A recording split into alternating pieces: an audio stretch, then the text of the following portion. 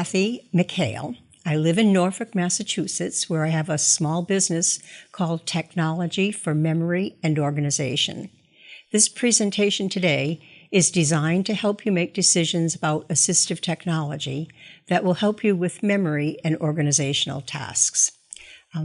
The term assistive technology is actually from the Federal Assistive Technology Act of 1998, and it refers to any item, piece of equipment, or product system, whether acquired commercially, modified, or customized, that is used to increase, maintain, or improve functional capabilities of individuals with disabilities.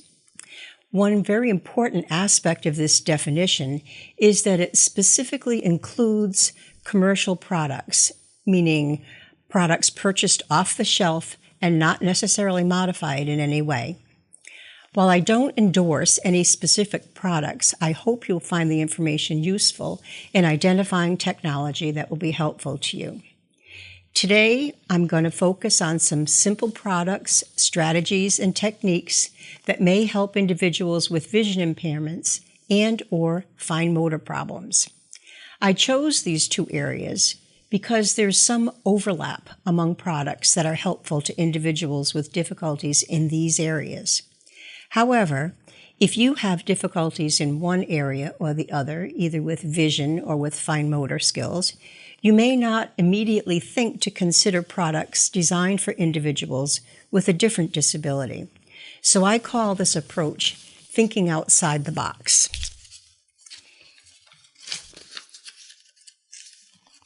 For example, if you have fine motor difficulties, you may not think first of going to the store at the Carroll School for the Blind to purchase a large print check register.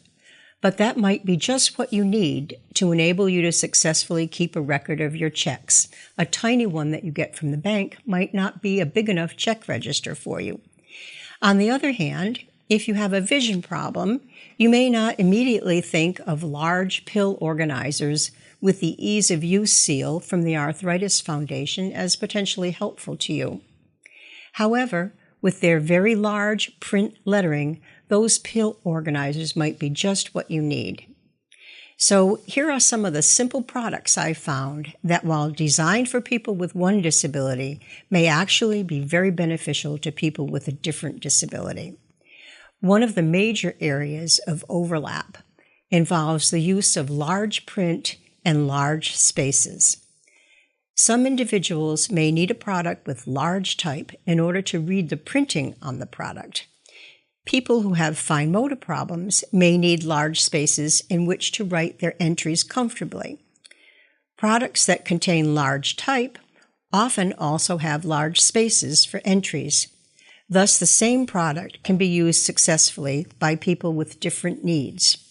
One example of this is the large print check register I mentioned just a minute ago. This large print check register provides not just large print labels for columns, but also large spaces that are both easier for reading the entries made, but that also allow for entries by a person whose fine motor abilities make small spaces difficult to write in. And you can see that here in this check register. There's bold lettering and large print at the top, which will definitely benefit a person with a vision impairment. But there's also large spaces going across to write the different information about your check and the date, etc. And there's large spaces up and down, too, so that you can use large lettering if you need to because of your fine motor difficulties. So this product, which actually came from the Carroll store at the Carroll School for the Blind, would work very well for some people with fine motor problems who can write, but just can't write very small without a great deal of difficulty, and also for people who have a vision impairment. That means they need large type and large spaces to record their checks. The use of a word processing program such as Microsoft Word allows you to create your own paper products to meet specific needs for size and type of font and spaces for entries. These are some examples of products you could create on your own using a word processing program. This is an as-needed medication tracker. It would work well, as it's shown here, for a person with a vision impairment, but it also works very well for a person who has a fine motor difficulty and needs large spaces, but is able to actually do handwriting if the size of the space is right for them.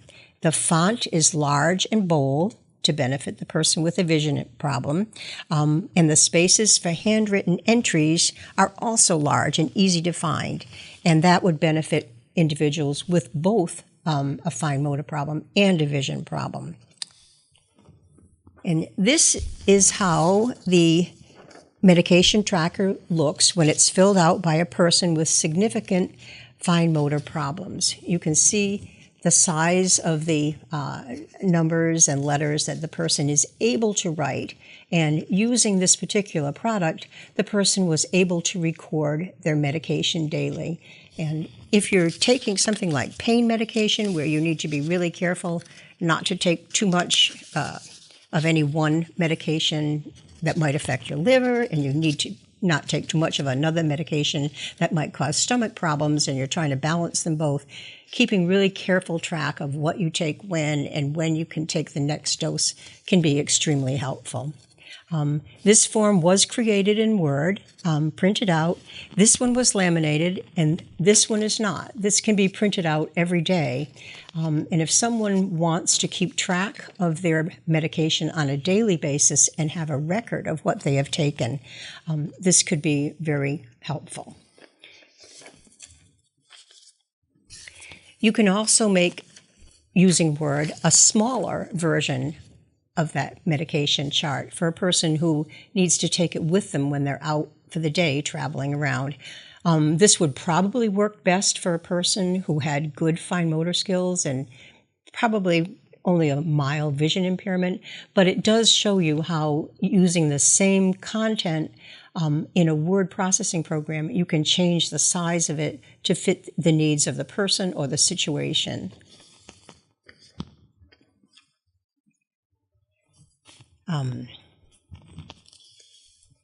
One major advantage of using a word processing program is that each product can be customized. And also the number of different types of products that you can create is really unlimited. Once you get into it, you can create all kinds of products for all kinds of different situations. This is a tiny product that I call a habit maker breaker, and it is something that will help a person to keep track of how they're doing on a habit that they're trying to break. It too is laminated. This product helps a person keep track of their progress. Research has shown that it takes about 30 days to make or break a habit. And with a simple little thing like this made with a word processing program, you can keep track on a daily basis of how close you are to being 30 days toward making or breaking a habit. For people who have difficulty remembering directions on how to use small electronic products, instruction sheets can be created using word processing in whatever font the person needs. I have here now some examples of instruction sheets that I have used when exhibiting at a conference on assistive technology. They're printed in a very large font that was likely to be legible to most people at the conference. This is one on how to use the time pad, which is a product that I was demonstrating, and I wanted people to be able excuse me, to follow the instructions so that they could really try it out for themselves to see if it was something that would work for them.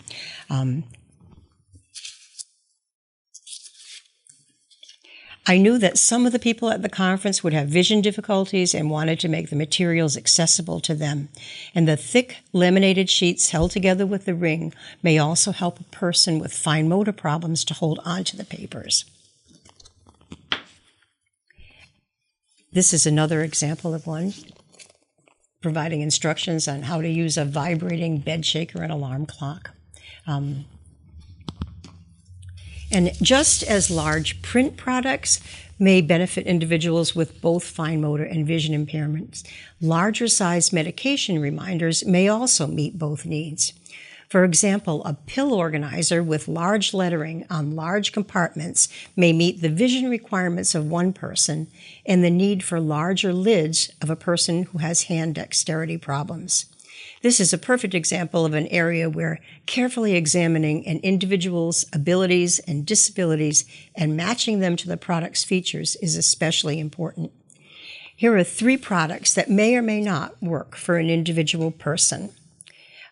This is a pill organizer for someone who takes medication twice a day. It has large, bold print, helpful for someone with vision difficulties, and it has large, easily opened compartments with rounded bottoms so that pills don't get stuck. These are features that are helpful for someone with a fine motor problem. However, it does not have Braille labeling, so would not work for someone who needs to read Braille labels. This pill organizer does have Braille labeling here at the bottom, and it has raised lettering with the first letter of each day of the week on it. But it would be difficult for someone who needed bold black lettering in order to be able to read it. So this would work for some people with vision impairments, but not all. Also, the compartments are relatively small and relatively difficult to open. So it would probably not be an ideal choice for a person who had a fine motor problem. And lastly, this pill organizer has bold lettering in a medium font, which might work for someone with a mild vision problem, but it has no Braille labeling, so it would not work for a person who needs to read Braille on the pill organizers. The compartments are easy to open by just pushing down on the brightly colored lower sections of each row. And the product does bear the seal of the ease of use from the Arthritis Foundation. So it may be helpful for a person with fine motor difficulties. But again, it would work for some people with vision problems, but not all. And it would work probably for many who have fine motor difficulties. But as you can see, selecting which one will be best for an individual person would definitely involve knowing that person's vision needs and fine motor abilities. Fortunately, in Massachusetts, we have some resources available to help people find and choose the right technology for them. At the Franklin Senior Center in Franklin, Massachusetts, you will find a well-stocked Vision Assistive Technology Center providing services to people of the entire Metro West area. This is the brochure for that center. Individual sessions and group sessions are available to help people learn to use the technology that will be helpful to them. And then in Newton, Massachusetts, the Carroll store on the grounds of the Carroll School for the Blind offers a wide variety of products for individuals with vision impairments to enable them to manage contacts, finances, read, maintain good health, and travel safely. This is the catalog brochure from the Carroll store at the Carroll School for the Blind in Newton. In addition, there are catalogs such as the LS and S products catalog that enable you to read about and order products online or by phone. And again, you will find products in this catalog that will be beneficial to people who have vision difficulties, fine motor problems, and also things, I believe, for people who have hearing difficulties. Well, the emphasis is definitely vision, but there is overlap between what works for one disability and what works for another disability. I'm now going to suggest a series of questions related to the use of assistive technology for memory and organization. These questions can be asked either before you begin looking for technology to help you, when considering whether a piece of technology that you see in the store or see advertised might be of use to you, or when you are trying to identify why an existing technology is not as helpful as you wish it would be. The most effective use of technology will come about when a good match is made among the following 4 factors: the task the individual wishes to perform, the individual's goals, abilities, disabilities, and preferences, the environment in which the technology will be used, and the physical features of available technology. Many people use a trial and error approach to discover appropriate devices for help with tasks requiring memory and organization, and this may well be a satisfactory approach in many situations. Furthermore, even with the most carefully considered decisions, there will still be an element of trial and error involved. However, some false starts, bad experiences, and abandoned technology can be avoided by addressing the 4 factors above prior to selecting a device. The very first step in selecting technology is to look at the technology the person is currently using to accomplish tasks related to memory and organization, and try to identify what works, what does not work, and why. Going through the list of questions below to identify which features are leading to success or failure may be most helpful. For example, a person may have abandoned a piece of technology that could have been useful, but that seemed too complicated. For example, a person may have purchased a beeping pill reminder, but been intimidated by the instructions provided for setting the alarm. Perhaps a period of verbal instruction and demonstration of how to set the alarm will enable the person to use that beneficial feature. In this case, adding a service can solve the problem. Lastly, a person may find that an existing piece of technology is not useful because of an intrinsic gap between the 4 factors mentioned here and the technology that has already been purchased. For example, a person with significant fine motor problems due to arthritis may not be able to open the cover of a pill organizer that she has been trying to use. Identifying this type of problem may point to the need for a new piece of technology altogether. For example, the person may need a larger pill reminder or one with easy-to-push buttons. If someone is not already using technology to assist with memory and organizational tasks, the answers to the following questions will point to which type of technology to consider. The first recommended question is, what is the task related to technology and for memory and organization that you want to accomplish? Major areas to consider in answering this question are the frequency of the task, the timing of the task, and the length and content of the material you wish to remember. For example, one answer to the question might be, I need to remember to take 1 pill in the morning and 1 pill at night every day. The pills are small tablets. A more complex answer to the question about the specific task might cover several areas of need. I need to remember when my daily appointments are. I need to remember when it's time to leave for appointments to allow for adequate travel time. I need to remember what to bring with me to appointments. I need to remember what tasks need to be done before an appointment. I need to avoid conflicts in scheduling future appointments. Most of my appointments can be listed using 3 or 4 words. Most of the things I need to remember to do or bring can be described in 4 to 7 words. The above answers point towards several possible general areas of technology. For instance, medication reminders and organizers are designed to help in remembering medication and might be helpful to the individual in the first example I mentioned. Calendar management systems, whether paper or computerized, are designed to aid in remembering and scheduling appointments and may be helpful to the individual in the second example above. Used well, these systems will help prevent conflicts in scheduling. You can also build travel time into the use of a calendar by entering leave for as an actual appointment itself. Thus, to build in travel time for a dentist appointment at 10, you could enter an appointment at 9:45 as leave for the dentist. Most calendar systems will allow for entries of this sort of data. However, not all calendar management systems will include adequate space for to-do lists for tasks that may be related to appointments. Then you will either need to find a calendar system that does allow that, or look for a way to manage a daily to-do list outside of the calendar. The next group of questions relate to the individual who will be using the technology. These questions will address the person's goals, preferences, abilities, and disabilities. The first question here is, what are the individual's long-term and short-term goals that technology might help accomplish? For example, independence is a frequently mentioned long-term goal.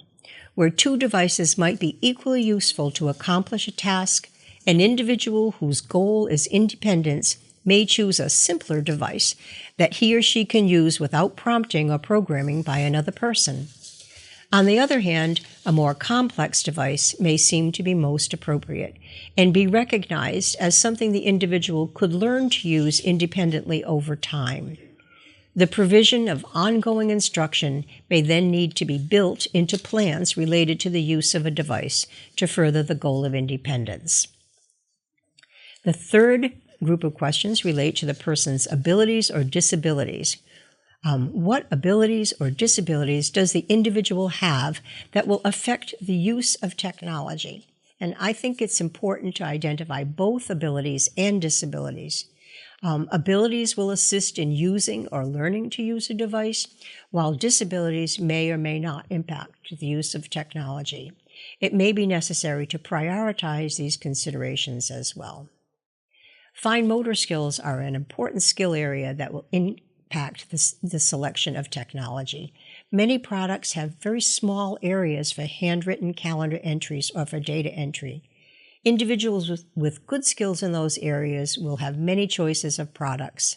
Individuals whose fine motor skills constitute a disability due to such conditions as spasticity, carpal tunnel syndrome, arthritis, or neuromuscular conditions may need to pay special attention to their ability to use a specific device. They will need to look carefully at and even try out its input and output features. They may also need to consider alternatives for the input of data, or may need to use a combination of devices. For example, during the day, when an individual is away from his PC and computer keyboard, he or she might need to use a voice recording memo feature or device to record ongoing additions or changes to the calendar. In considering an individual's vision, one might ask the following questions. What size numerals or letters is the individual able to read? Is there a need for bold print or capital letters? Does the individual have difficulty tracking scrolling letters commonly used on watches? Is there a need for good contrast between foreground and background? Is there a need for simplified displays to minimize visual distraction? Is there a need for voice input and output?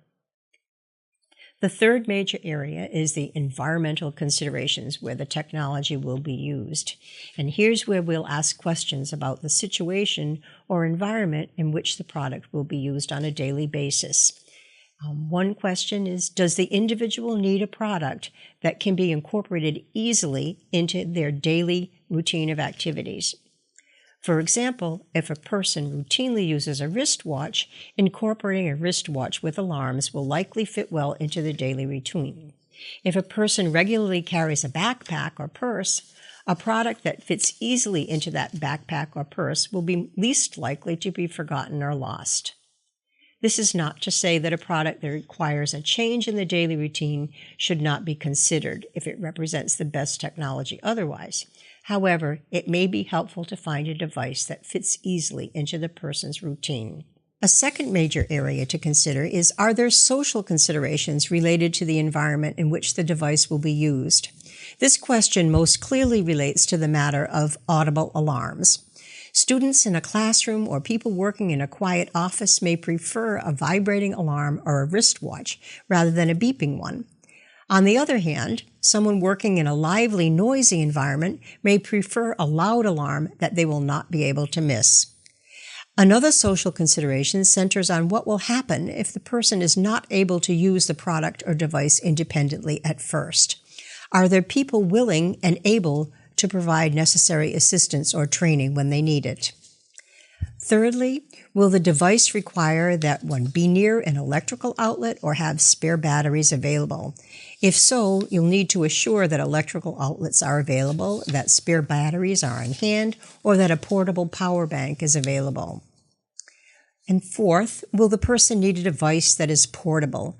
The answer to this question will determine what types of products are suitable, but will also raise issues about the need for a carrying case or for the need for a way to attach the device to the person or to another object so it is not lost.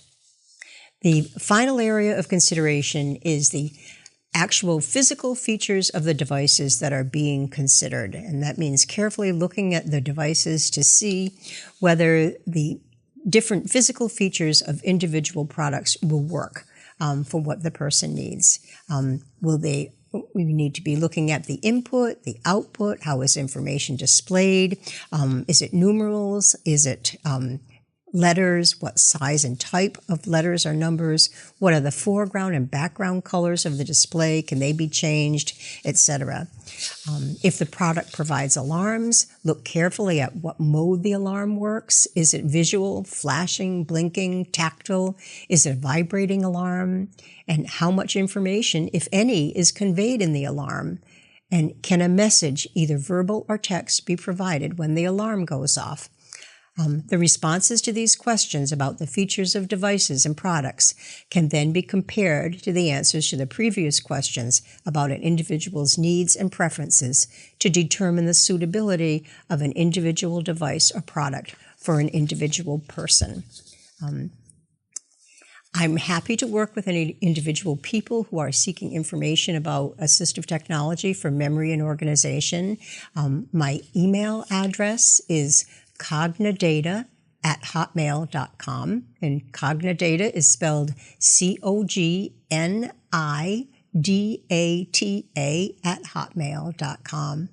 And I also would like to thank Maggie Gunderson of the Assistive Technology Center at the Franklin Senior Center for a tour of their center and information about their services. Thank you very much.